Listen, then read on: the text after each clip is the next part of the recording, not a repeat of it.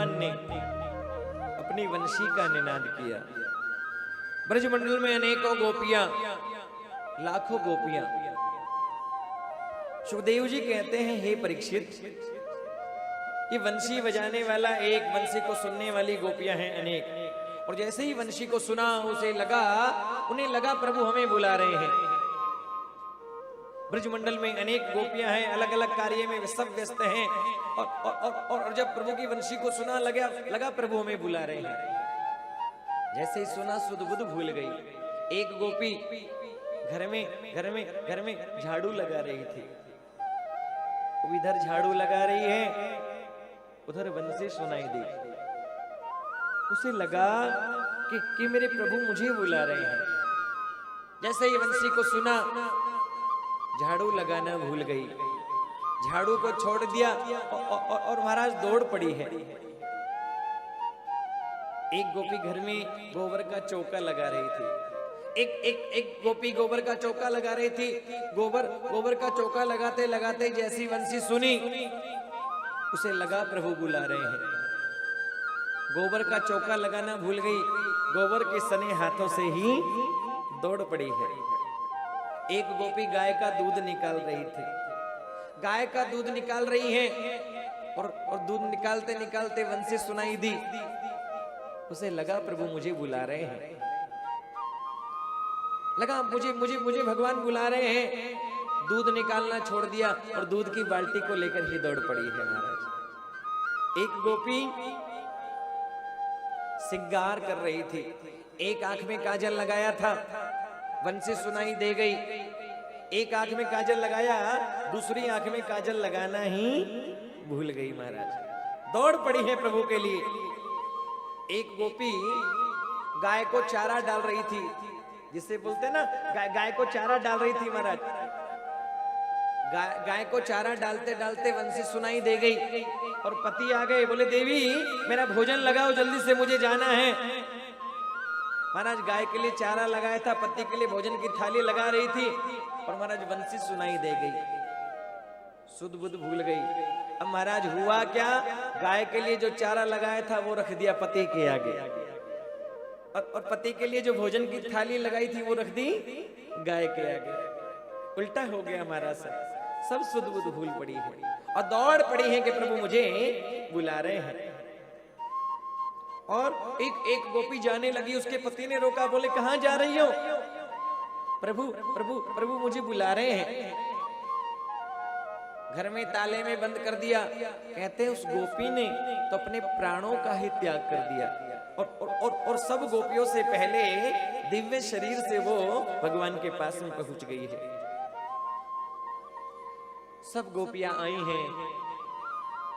लिखा गजब की बांसुरी बजती थी वृंदावन बसैया की, कि गजब की बांसुरी बजती थी वृंदावन बसैया की।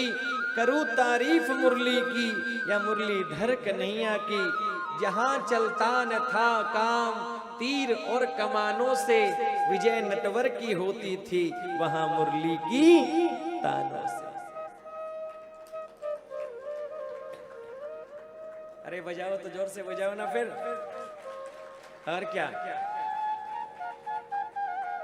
हाँ आज तो थोड़ा व्रत भी है कई माताओं का, है ना। गणगौर माता का व्रत भी कर रखा होगा कईयों ने। बोले महाराज जब पेट्रोल ही नहीं गया गाड़ी में तो गाड़ी कहां से चलेगी। लेकिन ऐसी बात नहीं है। बोलो राधे राधे। ब्रजमंडल में अनेकों गोपियां प्रभु को वंशी को जैसे ही सुना दौड़ पड़ी हैं और आ गई हैं। और जब पहुंची, भगवान ने सभी का स्वागत किया। लिखा कि स्वागतम भो महाभागा प्रियम किम करवाणि वै वै, कि स्वागतम भो महाभागा प्रियम किम करवाणि वै वै, ब्रजस्यानामयं कच्चिद् ब्रूता गवन कारिणम्। सभी सभी गोपियां आई हैं, भगवान ने स्वागत किया है। देवियों आपका स्वागत है। आप सब क्यों आए हैं? गोपी कहती हैं प्रभु पहले तो बंसी बजा के बुलाते हो और पूछते हो क्यों आई हैं। अरे हमारा तो जन्म ही आपके लिए इस ब्रज में हुआ है। आप जानते हो, आपको तो सब पता है, हम साधारण स्त्रियां नहीं, पिछले जन्म के ऋषि मुनि संत महात्मा ज्ञानी मुनिंद्र सब गोपी बनकर के आए हैं। वेद के मंत्र वेद की ऋचाएं गोपी बनकर के आए हैं। हमारे तो जन्म का लक्ष्य है केवल केवल आपको प्राप्त करना। भगवान ने कहा देवियों आप सब चली जाओ। कहते हैं एक स्त्री का परम धर्म होता है पति की सेवा करना। पति चाहे कैसा भी हो, किसी भी अवस्था में एक स्त्री को अपने पति को छोड़ करके कहीं नहीं जाना चाहिए। भागवत में लिखा कि दुश्शीलो दुर्भगो वृद्धो जड़ो रोगी धनोऽपि वा। दुश्शीलो दुर्भगो वृद्धो जड़ो रोगी धनोऽपि वा। कहते हैं पति, भगवान कृष्ण कहते हैं गोपियों को, पति चाहे दुश्शील हो तो भी एक पतिव्रता को पति का त्याग नहीं करना चाहिए। दुर्भगो भाग्यहीन हो तो भी नहीं छोड़ना चाहिए।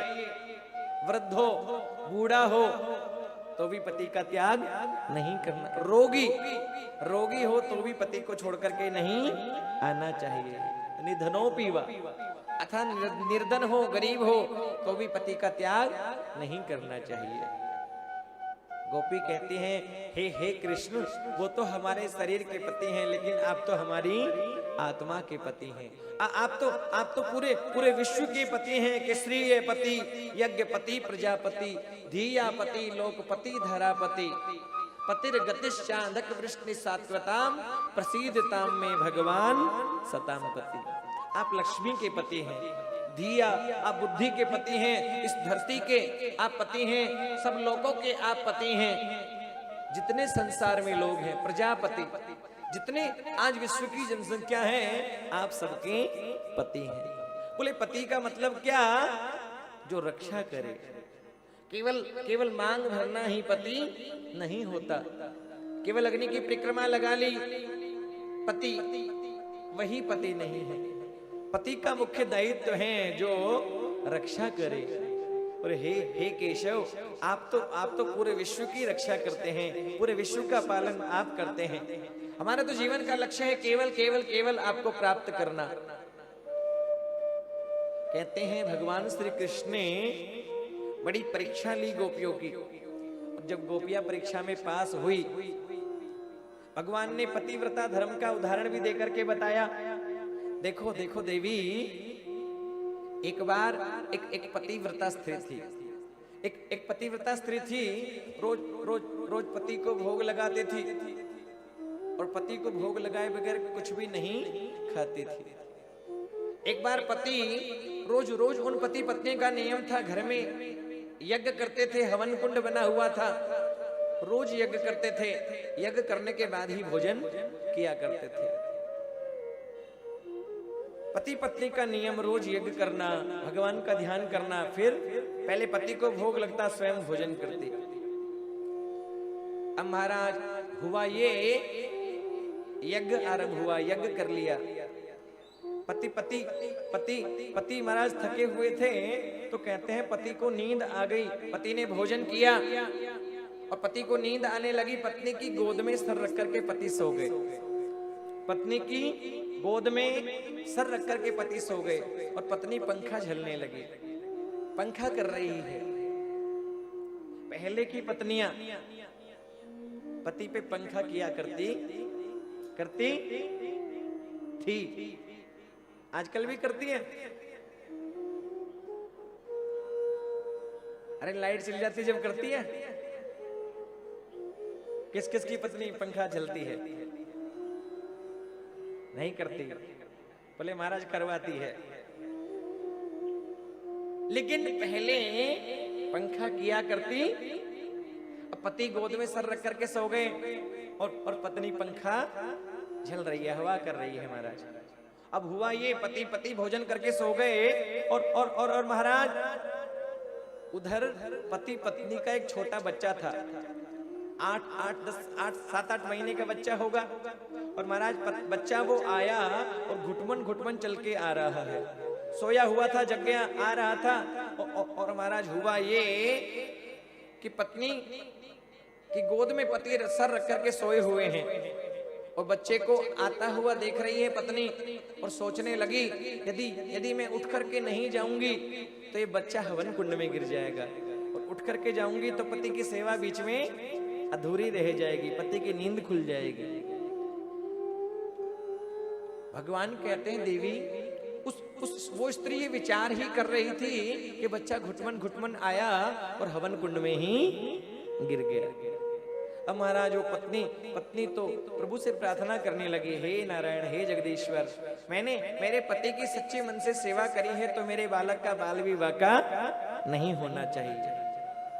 और महाराज और ऐसा सोच रही थी, सोचते सोचते उसकी आंखों से आंसू निकले और निकल करके पति के गाल पर पड़े।